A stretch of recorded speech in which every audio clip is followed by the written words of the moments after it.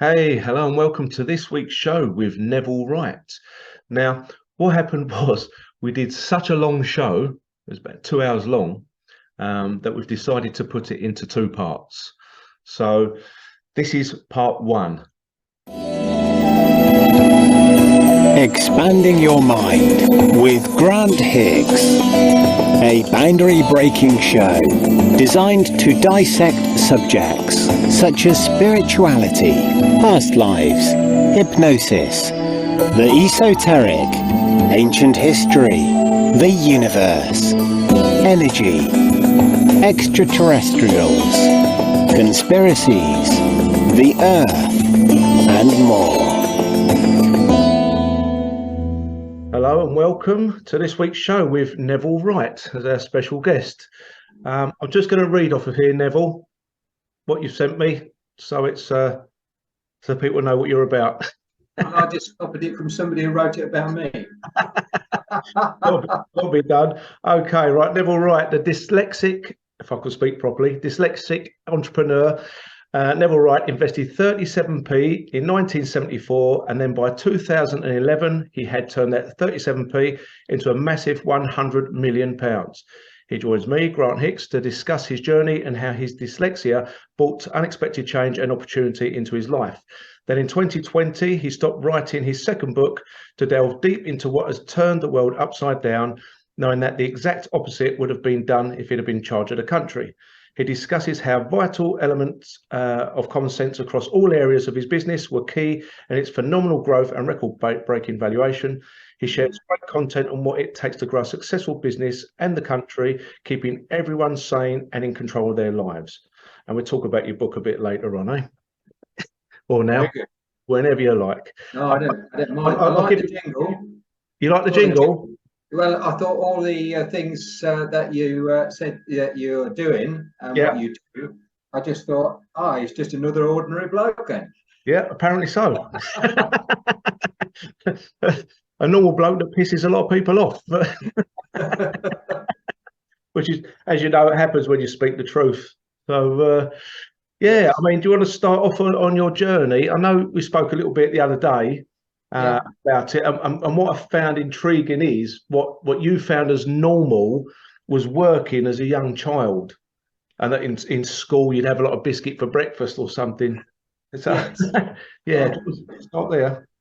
Well, I didn't get on at school right from the first day. I thought this is a peculiar place to be. Yeah. Why are they making me sit down and try and put these letters together? It was the first day, and I just knew I was in the wrong place. Right. And I can remember the first teacher when I was 5, and it is in my book, and it says she told me what it said on the page. So she thought I could read because she said, now read it, and I read exactly what she said. It was about a fire engine. Anyway, so I think she said very good, and she turned over the page and she said, now read, carry on. I couldn't because she hadn't told me what it was. So that was like, what's going on here? Yeah. She told me what the first page said. I remembered it and told her. But the second page was just gobbledygook. The letters just changed places in front of my eyes. Wow. And I said, well, I don't know, I can't. I don't know what it is. And she said, you're being naughty. So that's like, within a few days of being at school, I was classed as the naughty boy of the class. Oh, really? Yeah. So, if punishment starts, wow. And you wonder what's going on. And I've always thought, carrying on, this went through 10 years of my life. Mm-hmm. And I say on my new book, on the front of my new book, by the age of 11, I was wanting to commit suicide. Really? That's how school affected me. Yeah. And I'm sure it affects a lot of people, a lot of kids like that. Yeah. And it was just dreadful on a daily basis. I couldn't wait to get rid of it. But I'd been brainwashed a certain amount I'd been brainwashed Yeah. into getting a job, following in like my mother and father's footsteps and my brother and sister's footsteps of getting a job. But I didn't realise then I'd already been self-employed since I was 7 years old. And I didn't realise that actually you could make a living out of doing what you've been doing. Yeah. And so therefore I was I say in my book again that at the age of 7, I couldn't read, and I assumed that everybody else could, but I was the only boy in my class with my own money in my pocket. Yeah. What I could do with what I liked. Yeah. So it was so that was the start of my life. Yeah. And Neville, do you think that that is an ability in everybody, or just a certain amount of people where they think, oh, I'm just naturally gifted to want to work at a young age, not thinking? I suppose anybody can do it if they have the want. Yeah. I talk about want, needs, hopes, and dreams, and in my public speaking, and it's like, what do you want? Well, my brother and sister had got a bank account when they was 8 years old, and I wanted one. And when my mother took me down Lincoln Road to the Trustees Savings Bank, they said I couldn't have one because I was only 6 and I needed some money to put in. So by the age of 7, I wanted to have a bank account because I wanted to copy my brother and sister. And so therefore I needed to earn some money because I saw them put it their little wallet that they used to put pennies in, and I wanted the same. So that was my want. My need was to put money. Where do I get that from? Well, it was obvious to me. Help the milkman. And those days was horse and car. And then they went on to this electric vehicle. So this in 1958, so electric vehicles were about. So it's nothing new. No, exactly. Yeah. Anyway, I won't go into that now.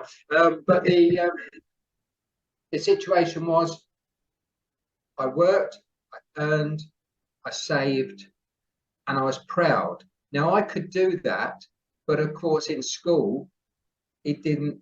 There was nothing there for me to understand, because being called stupid, being called naughty, being put in the corner of the classroom where everybody would laugh at me, being told to go in the corridor to the headmaster, to because I was unruly, to move in my desk from the back to the front, from the front because I said I couldn't see, from the front to next to the teacher's desk, made me the class clown. And it was like, you have things thrown at you. So at the same time as the kids was throwing bits of paper and rubbish, right, and hitting, I had the teacher throwing the what's it called, a rubber, ball rubber, rubber. Yeah, throwing that at me because I wasn't paying attention. But I was paying attention. I couldn't understand how everybody could see.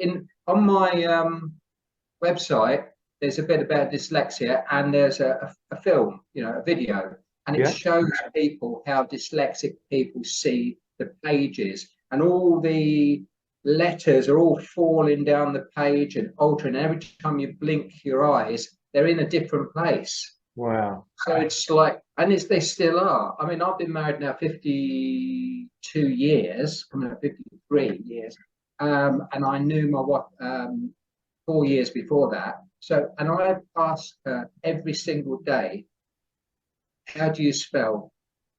Sometimes the word, like minute, for instance, I could spell that in a half a dozen ways, but it's like, and I still don't get it. Yeah. I still ask her, and she says, I've just bloody told you 10 minutes ago. Yeah, I know.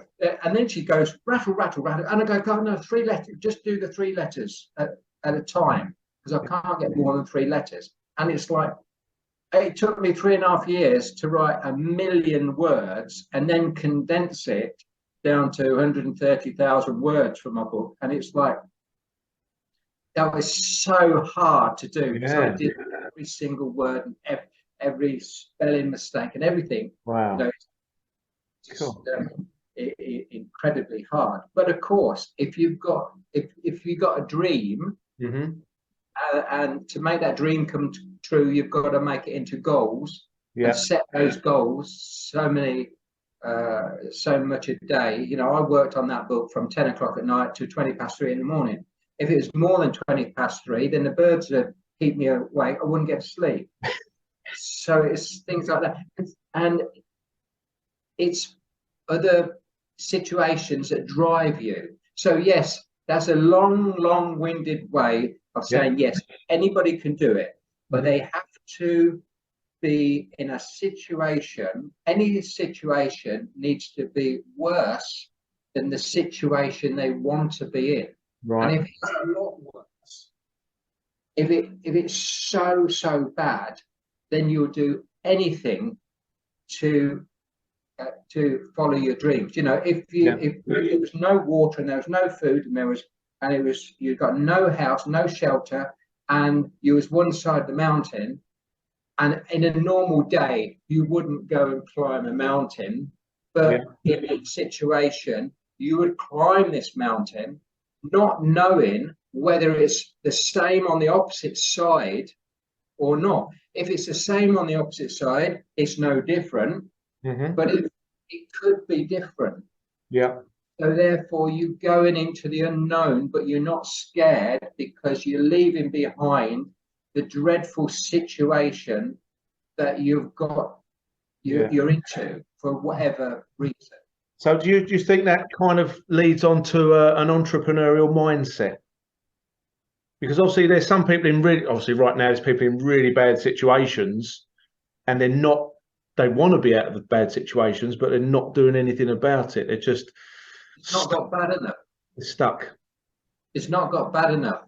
It has for some people, or some people understand, and then, but if you are surrounded, if you're logical and you've been through, well, I've been through like 49 years of business, looking after myself and my family, and 125 families, you know, we looked after for years and years and years. 34 years we had that business, and it's so therefore things have got to be really, really bad before you wake up. If you're a frog and you put into nice cool water and they turn the gas on, then some frogs are going to fall asleep and think this is nice, and it's getting really hot, and oh well, I can't be asked to jump out, and other frogs are going to say, there's something wrong here, it's getting a bit too hot, they're going to jump out. And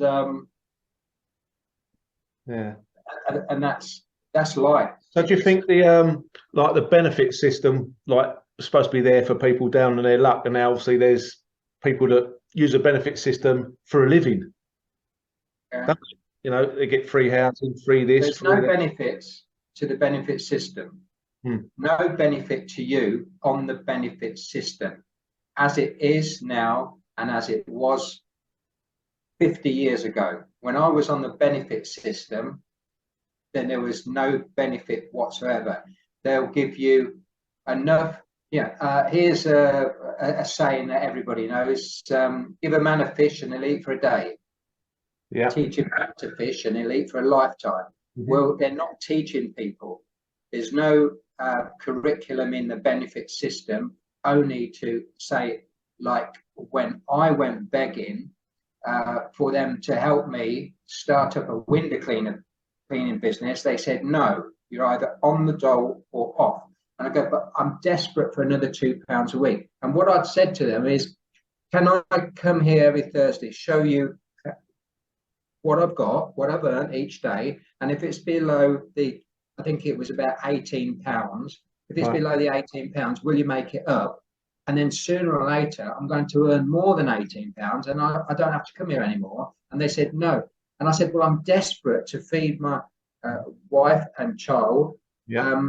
3-year-old child, and I haven't got enough money. I need another £2. And he looked at my notes, and I can remember it now. It's a yellow folder. He looked at, and he goes, "Oh, yeah, I see you've got one child." And I said, "Yes." He said, "Well, to get the extra £2, you can have it, but you have to have another child."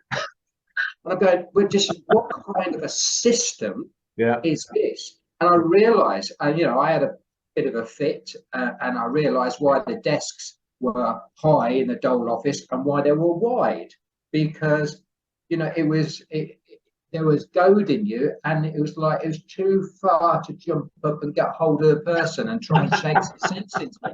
So my altercation was just a verbal one and not a physical one. Thank goodness, you know, because I would have shamed my mum and dad if I'd been in the paper for assault, you know. So and that's another thing I learned. Anyway, I went on to self-employment that day. Yeah. So I went from a beggar in the morning at 10:30, begging for another £2, to chairman of the board in the afternoon, and I made my first acquisition before 5 o'clock, and that was a 37 pence piece of cloth to clean the windows. I went over to my father's house. And I did a deal with him. I said, "Can I borrow your ladder?" You know, and he goes, "Yes." Yeah. So the thing is, that's what started me on that journey. You know, so it's so bad that you can't stand it anymore, and then nothing going forward is going to be so bad. You've got an opportunity. Yeah. And there was another opportunity about 3 weeks later, as I was cleaning people's windows. I realised after a couple of days, and I'd only just began in business, so I'd got a mentality of a job, but then I was changing from a chrysalis to the butterfly because I had got to think different. So this lady come out of her house and looked up the ladder and said, "Neville, while you're here, can you?" And I said, "Yes, I can." And she says, "I can ask the question, yeah?" And of course, there's 3 weeks in 1974 after I started. Yeah, and the book is called "The Answer Is Yes, No, What Is the Question?" And it come from a lady down Alexander Road. And she said, "I haven't asked the question yet." I said, "I do anything for you that you want, as long," and this is my mother's words ringing in my ear, "as long as it's not immoral or illegal in my mother's eyes." Right. Because she used to say to me, "If you do anything wrong, boy, Lord Jesus will punish you." Wow. And I got this from like nothing to growing up, and I must have heard it a million times.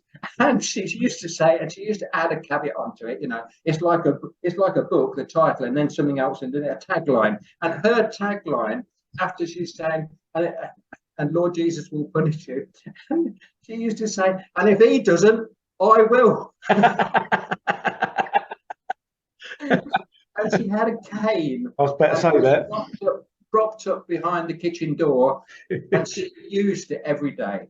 Bloody hell. My poor mum, she's got three children, and you know, we used to drive her mad. And it was like, and she'd put her head in the gas oven. She was trying to commit suicide because we'd get her so wound up. It was awful. So that's a kind of background. You know, so I was prepared to go over that bloody mountain. But to pick up on a point there we said about your mum, we find that our parents give us our internal dialogue, don't they? Sometimes you hear their voices every time you go and do something. Is there a way that we can do that ourselves? So, for example, we had like negative parents always constantly running us down, and you're this, you're that, and you feel shit and crap. Yeah. To get out of that and become your own internal dialogue. Oh, definitely. I remember my dad saying to me when I was 4, and then right up to, well, I don't know, but forever, I should have. And I put in my book, I never ever say I should have. Of course, everybody does, but we got to limit I should have. Right. Because don't, and I used to say, even when I was at school, when I was between 4 and 15, I would never say I should have. I would always do something. I will always follow my dreams, you know. And of course, it took 8 years after leaving school, and like I had 17 jobs, you know. It was like before I had got the guts to say, yeah, I won't say I should have anymore. You know, I should have, because he was a skilled carpenter and cabinet maker. And he said he should have gone into business with somebody who invited him into business, and they would have done second-hand furniture, and he would have done it up, and they would have done new furniture. And he used to show me the shop as we went past it every day, saying, I should have gone into business with this guy. I should have done this. I would, you know, he would have been the happiest person alive, but he didn't, because it come from 7 years in the jungle fighting the Japanese, you know, not knowing what you could. He worked for the electricity board, so unfortunately, all the electricity boards, they kept all the jobs open for the troops that came back. Where if it was just a normal mum and dad business, they probably wouldn't. So it was a series of situations where he'd got a job, he'd got security, he'd got so much a week. You know, and my mum wasn't a go out and do it kind of person and push. And he would have been, if they were both the same mind, and saying, I could have been killed for the last 7 years, day and night, I could have been killed. And so my life is free. I can do what I want. But they didn't. They had a different mindset that said, well, they kept the job open for me. I've got security. I know what I'm doing. I can earn whatever it was, £5 a week or whatever it was in those days. And I can eke it out. I can have a mortgage. I can do this, do that, you know, and run a car. And they were happy in that security. But there was something eating him up inside, saying, I should have, because he could see other people. Our next door neighbour was an accountant, you know, and somebody down the road was a plumber, and they were self-employed, and then somebody else, you know, and he used to go and work for people for free, you know, in his weekends, that his friends. And they were, you know, self-employed, and it's like, and he didn't get anything for it, and it was like, because he was a nice chap, and but he was affected by the trauma of the Japanese War, the trauma that happened, and it certainly, they have something when they come home now from war that is recognisable, but it wasn't recognised then, you know. And I was very often a punching bag, and my mother used to scream her head off, saying, "Stop hitting him, you'll kill him." Yeah, and he nearly did once or twice. But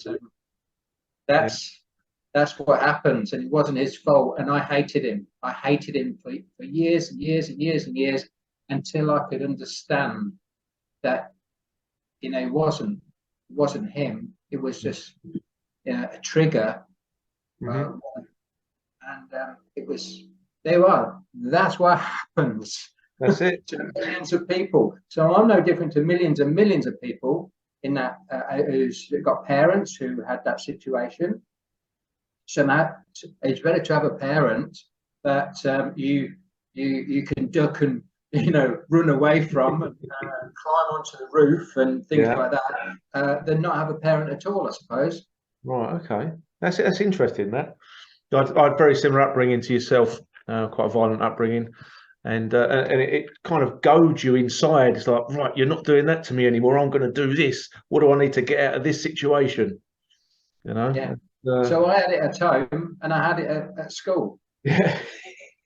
Yeah. And I say by 11, I wanted to finish it. But you know, if we'd got the internet in 1961, then I could have read up on how to have killed myself, because I didn't know. But if I could have read it, I wouldn't have been in that situation. Yeah. So I don't know why I'm laughing. Life's so confusing, though, and it is confusing. It is, though. I mean, yeah. So how did? I mean, a lot of people have said if they just read your title and that, going, "Oh, I must have been born with a silver spoon in your mouth," but obviously you haven't. Yeah. Do you still get that? Do you still get that now? People say, "Oh, you must have. You're lucky." I don't believe it. Yeah. most people don't believe it. No, they don't. They haven't experienced it, have they? They haven't experienced it themselves. If I give the book away, they still wouldn't read it. This book, I did actually put on the first lot of books I printed, which was the first 100 or so. I did put the information in this book. This book is £1 million of information in this book, which are billions and millions of pounds worth of information in the book. And of course, people can't see it. They can't delve into it. They can't read between the lines. They can't. No, that's it. They can't see it. But a lot of people can, and so therefore, that's good. And all the book goes, all the proceeds go to charity. And but it is sad. And I thought about changing the title, but why should I change the title and conform? Yeah. That title is not a conformity kind of, but it's a get off your ass and follow these instructions. But and I do say in the book, most people are too afraid to become millionaires. Right. They're too afraid because it means they've got to make an effort. You hear people saying, I'm going to be self-employed, I'm going to be this, that, or the other, but my mates all tell me I'm wrong. No, you're not wrong. It's your mates who are scared that you're going to make it and they're going to look like fools, or they're going to be left doing the same thing, but they can't get off their ass to actually come and join you. Because life's too easy. Life's too good, and we've had a good life for the last 80 years, and it's bred very, shall we say, weak thinking people. Unfortunately, and it's not their fault. It's their upbringing of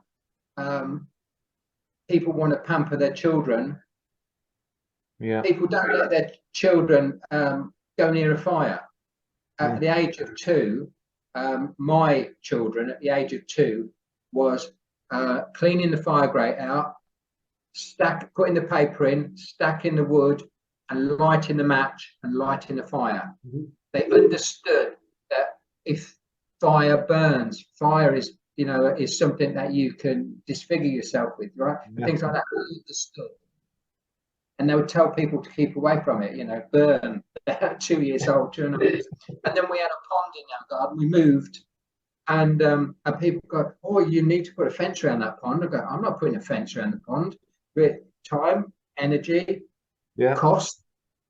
Just take my kids, put their heads over the pond, and say, look, this is the pond. Here's a fish. But if you put your head under, if you fall in, you're going to die." So keep away from the pond.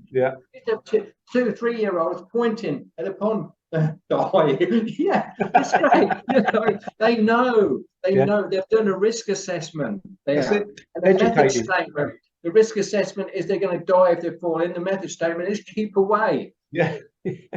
So easy. Most people nowadays, they just, rather than educate the children themselves on dangers of the world, they just leave it to the schools. And as we know, the schools, even nowadays, are 1,000 times worse. Why would you give your child to somebody that you don't know where they've been, what they've been doing, what's in their mind, how they've been brought up, what's going on? Why would you give your child to a stranger that and to educate them? And what are they educating them in? I did the same as everybody else. They got, both of my children got to 13 and then left school, and I educated them in the business, and they came every day into the business, and they was with a manager, and then they had to do the write up what they've been doing, what they've learned at 4 o'clock in the afternoon. They used to come into the office. Both of them did that, and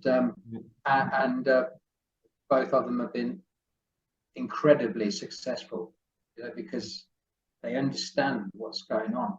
And so Yeah, it's a bit my new book, which is called The Fleas That Jumped Higher. It's about school, about being in school.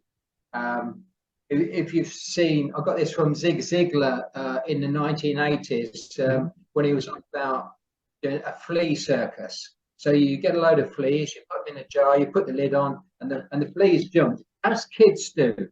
You see kids, they jump and jump and jump and jump and run around and run around. You've got so much energy and jump and jump, but after a few days, you don't hear them hitting their head on the lid because they've been brainwashed that if they jump too high, they'll hit their head, and you take the lid off and they can't jump out. Fortunately or fortunately, unfortunately, some people are brainwashed because they are pretty good at remembering things and learning and being controlled. And other people who can't read or are dyslexic or ADHD or whatever it may be, or just can see things in the sky, that other people can't see. They're the ones that can jump out the jar. Yeah. So, and the people who are in the jar who can't jump, that was kind of me, because for 8 years I couldn't jump. Things had to get so bad, and I thought I knew nothing, but I had learned something in each of those jobs that I'd had that I could piece together, and I didn't realise this until the first day of being self-employed. Then I remembered I went on a time and motion course, and it was things like that, and how to do each job efficiently and quickly, and so it's all these things. Getting on the horse and just doing it, isn't it? It's going right. Let's just go do it. That's what I say to my kids. It's like, just do it. Any opportunities come up, just go for it. Because even if it doesn't work out, you're going to learn from the experiences of it. Right. As you said, too many people are just frightened, scared to even try. Yeah. What could be the worst thing that could happen? And that's what you've got to ask yourself all the time. If I do this, what is the worst thing? But what is the best thing as well? Yeah, totally. So, absolutely. So if the worst thing is you're just back to normal. Yeah. Yeah. Build back better. There's a phrase that I didn't understand and I didn't trust from I think the first time I heard it. Yeah. Well, shall we go on to that? I don't know whether we're ready to go. Wherever you like, Neville. Wherever you want to go. Build back better. I downloaded something from the government's website, March the 16th, 2020. Build back better. Yeah. What are they on about? Are we not? Is it? What's made it worse? Now we've got to make it better. Yeah. And how are you making it better? Right. I believe that if millions of people are going to vote a party, a person be prime minister and a party in there, then they are running the UK business. Yeah. It's a business. That's all it is. It's a business. No different to my business or your business or the butcher, the baker, the candlestick maker's business. There's no difference, right? Business UK, chairman of the board, Boris, whatever their name is, and he should be the mother and father of that of the family. And we are the family. Yeah. And if you're going to look after your family, that's what you should do.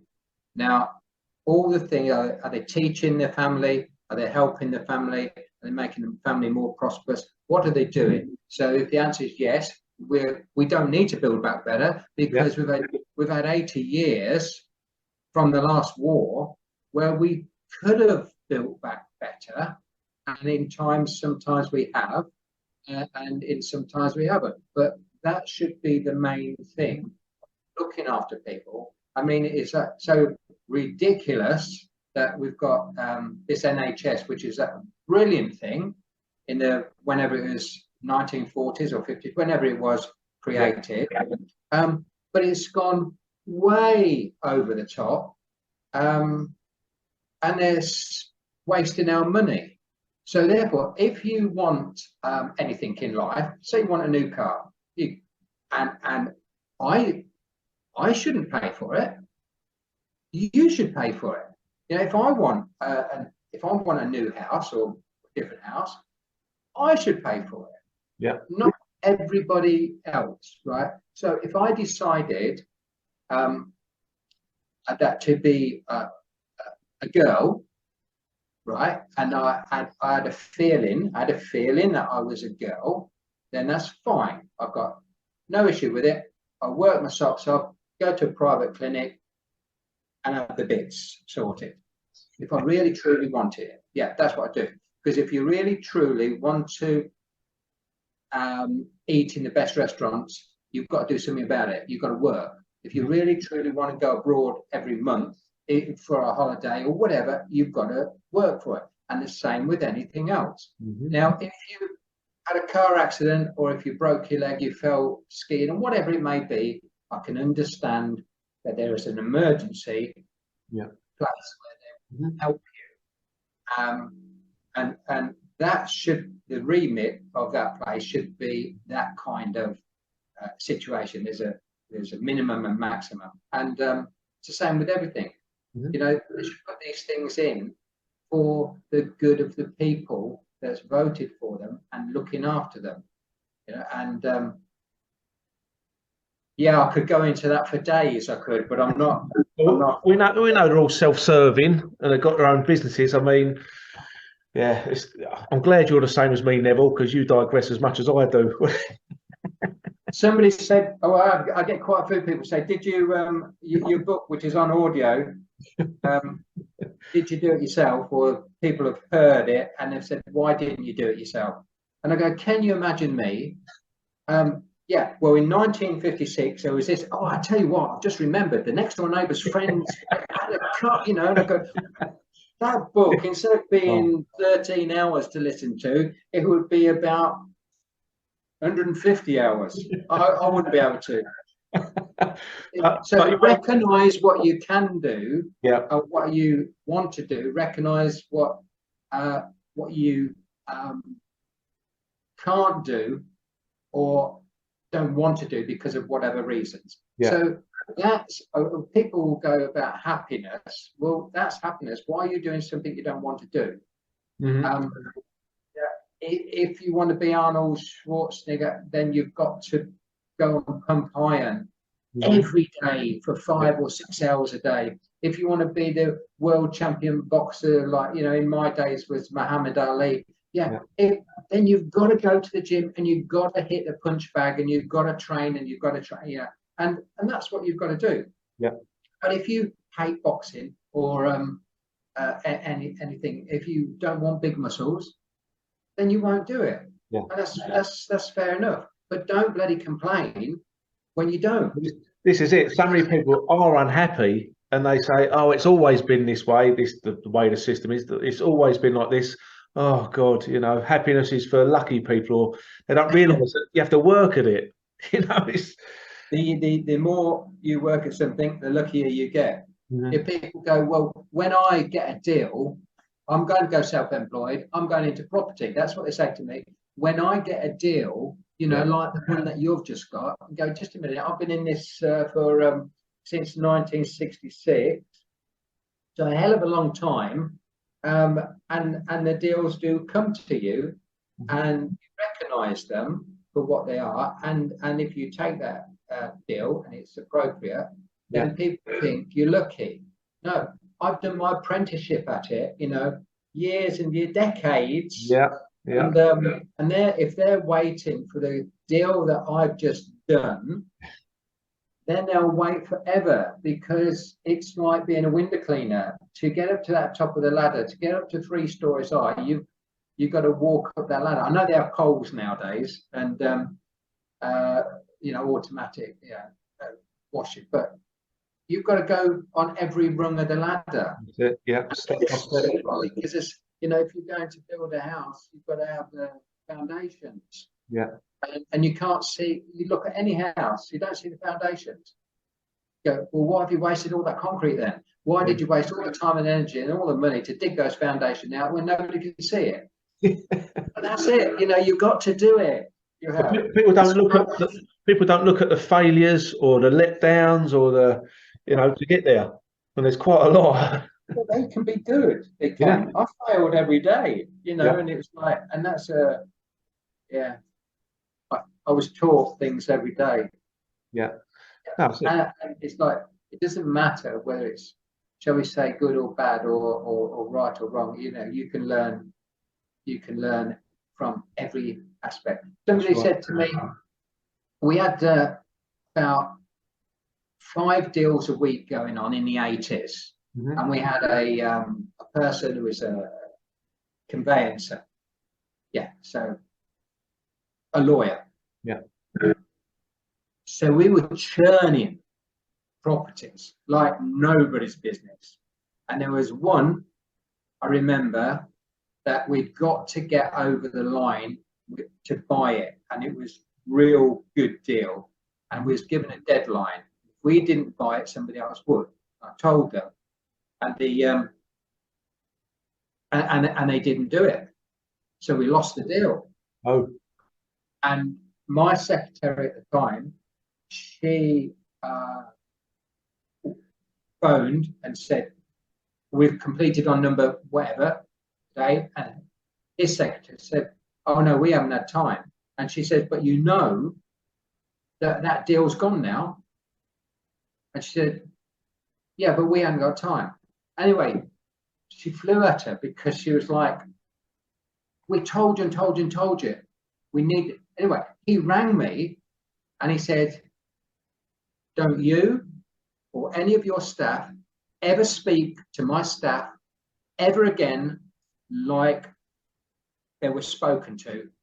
And I go, I promise I will never speak to your staff like that. Well, I didn't speak to him, but I said, I promise I will never speak to, and I will tell all my staff never, ever to speak to any of your staff like that again. Thank you.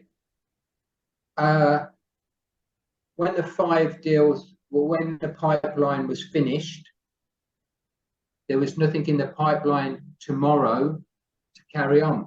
yeah. The pipeline stopped. When they finished, they'd got no business with us. So therefore, that being told, don't you speak to me like that again, or don't you ever do this again, fine. I'm not going to argue. That's what they got. I appreciate what they said, and I decided that I didn't want to work with them anymore. And that's the thing. It was no bad feelings or anything. We just went on to somebody else who hopefully would get those across the line. Cool. And that's why. So whether it's good or bad, whatever people say to you, don't take it to heart. Exactly. You know, take it and learn from it. And that's what people do. They, take everything and they get all huffy and puffy and yeah. back it up. So would you be able to achieve what you've achieved without a good woman by your side? Saves a lot of time. looking for others. Well, the thing is, it's we have a 50-50 relationship. It's like we're in partnership, 50-50. So what do you want? A lot of people ask me this question. I do a lot of mentoring. And a lot of people will ask the question, well, my wife doesn't understand, or my husband doesn't understand. And I can't get anything, when this work-life balance is driving me mad. What people say, as I've never had a problem with work-life balance. How come? Well, when you meet somebody and when you decide, and you decide that they're going to be, you're going to be partners. First of all, you've got to do this, got to have a blueprint. You've got to do these things. What do you want? Well, I want to get, as a lot of girls, especially in their 50s and 60s, I want to get married. I want a house, I want a car, I want babies, I want, and this is, all right, okay, so put your things down, what you want. So if, for instance, I didn't want a house, or be married, or have children, or car, or whatever it may be, holidays, whatever, then we would have been, is it incompatible or uncompatible? Well, incompatible. Incompatible, yeah. So it's lemons. You're eating lemons. All your life. If I'm not saying lemons are not good for you, but not raw. It's like so. So what I'm saying is, decide what you want. Yeah. And our first, shall we say, conflict was when I was at a gas station, filling up my A40, which had got air conditioning in those days. Wow. Yeah, it got holes rotten in the bottom of so therefore don't use it for the summer because it's brilliant. So That's when with our gas station getting £2 or £3 worth of gas, and I said to Marilyn, can you go and pay? I'll fill it up. So she said, no, your car, you pay. And I've just been on this time and motion thing about, and I didn't want to spend my life on a forecourt. So I decided when I was 17 that the quicker I could get off that forecourt, yeah, to pumping gas, and I used to be a gas pump. I used to be a grease monkey at one time, pumping gas. But the sooner I could get off that forecourt, the better it is. I'm on my way in life. And she wasn't going to go in. She was going to sit in the car, like you see, hundreds and hundreds of people sit in the car. The person fills it up and then goes. And you need to get to that next pump. I'm thinking of the person behind me and also myself. So I said to her, okay, I'll give you the car. It's your car now. You can have it. I'll drive you around because I've got the license. She hadn't. I'll drive you around. Got no issue. Now go and pay for petrol. It's your car. And we had a discussion. And from that day on the forecourt, everything was the same. I was earning at that time about £15 a week, and she was earning about £3 a week. And we put the money together, equal, 50-50. I was 100% of her money and 100% of mine. Right. I've got 5 times as much as you. No, it was the same. And when I don't know what the question was. Something about needing a good woman behind you. Yeah. No, she was very often in front. Right. So, well, she could read.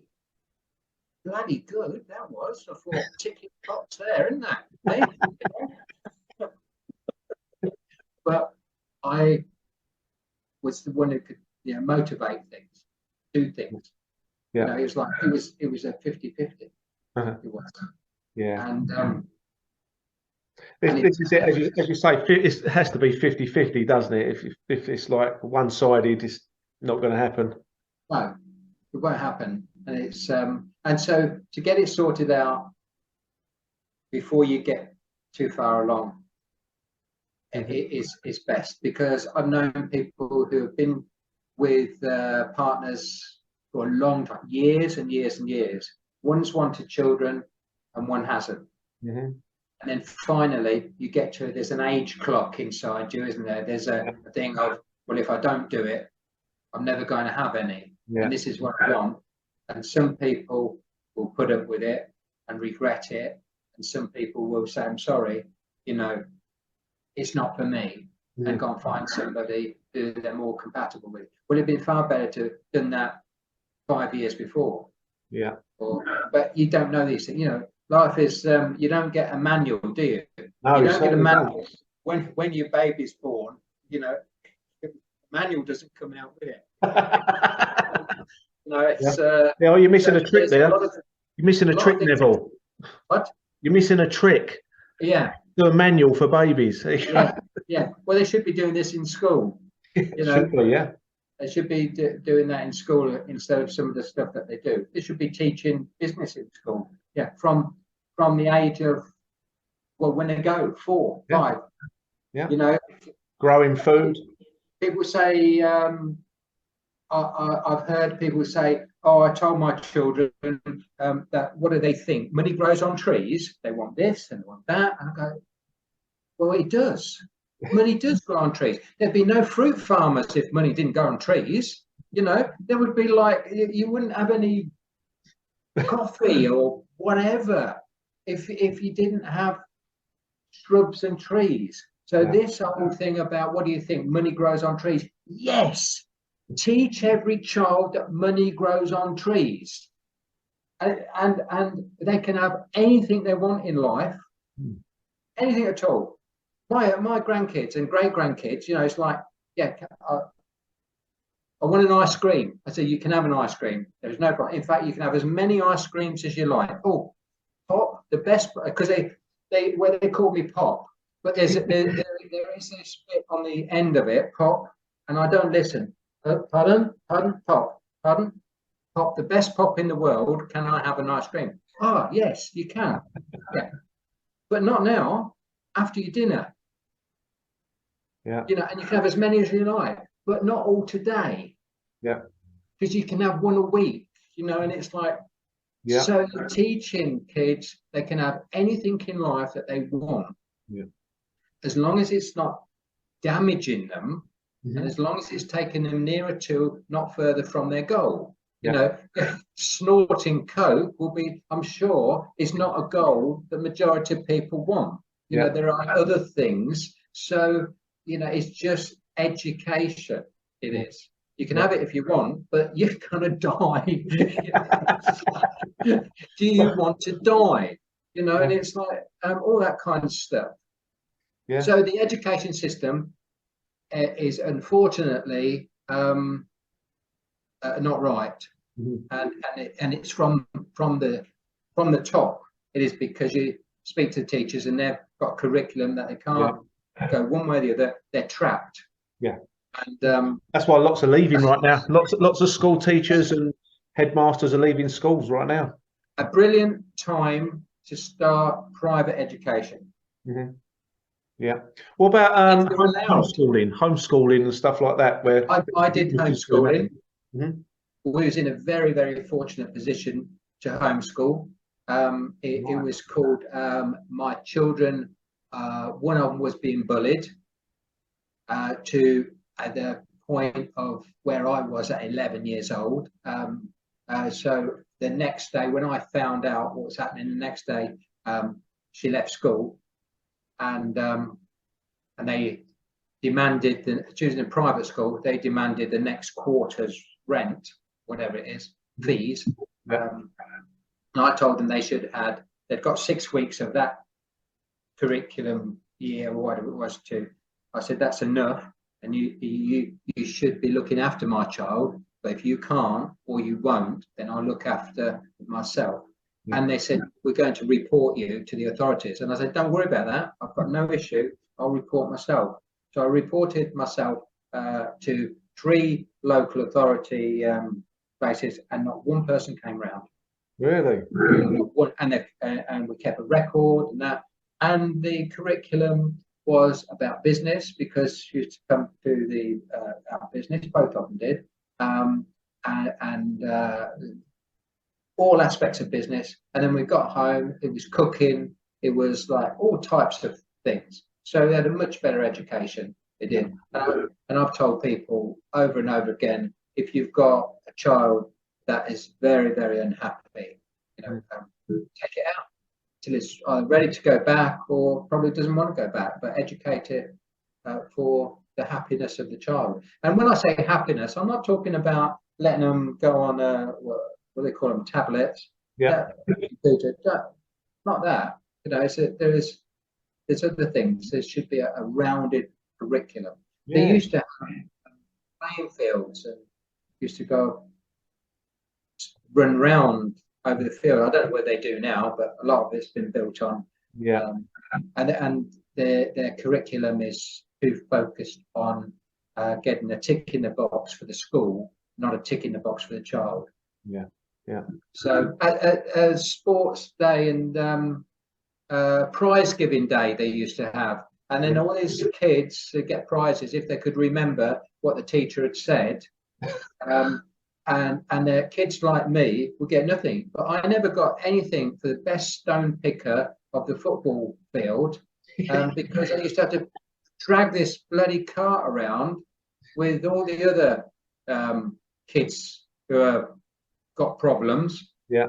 And we used to have to take the stones off the field so the kids who could play football didn't hurt themselves when they fell over. Yeah, so we never got anything on prize giving for that. Yeah, because we were scum. Yeah.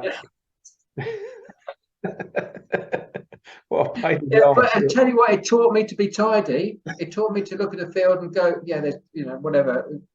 It taught me so much. Yeah. Yeah. I had any litter on my sites, things like that, because that was it. Well, that's it. Well, that's kind of a work ethic in itself, isn't it? Yeah, they taught me more than they'll ever realise. They taught me more about education, thinking they was punishing me. Yeah. Than they'll ever realise. Mm-hmm. Yeah. Yeah. It's the way you look at things, and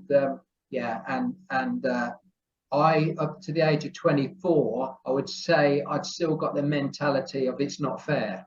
Right. Okay. It's not fair. Those rich people, it's not fair. I should have some of that. I should win the lotto or whatever it was. If only I could win the lotto. I'm going to do it this week. And when you drop that attitude of you ain't going to win, and if you did win, you wouldn't know what to do with it. You wouldn't be able to control it. And you'd lose it. So it was like at 24, growing up and saying, now I'm responsible. And I can't blame the weather. I can't blame the next door neighbor. I can't blame the government. I can't blame blah, blah, blah. And here I am. I am blaming the government, for a lot of bloody things, because it's, the roles have reversed. I'm not stupid anymore. It's. And that's the end of part 1. And next week, part 2. See you then.